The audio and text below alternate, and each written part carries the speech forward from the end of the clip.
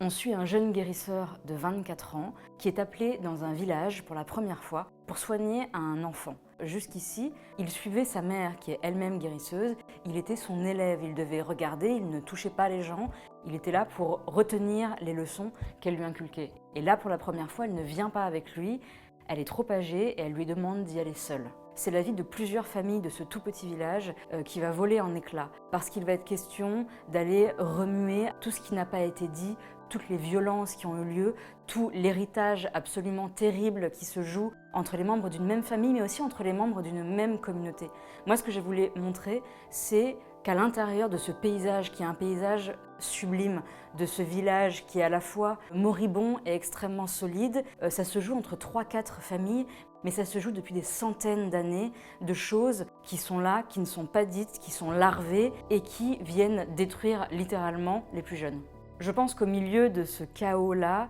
il y a aussi des moments de très grande douceur, de très grande bienveillance et d'amour qui irradient le reste. C'est-à-dire qu'au sein de ce village et au sein de cette unique nuit vont s'entrechoquer à la fois un héritage d'une violence extrême, mais aussi un héritage d'un amour extrême. Et c'est ces deux parties des humains, des hommes, des femmes et des enfants qui vont rentrer en contact, qui vont être dits, qui vont être sus.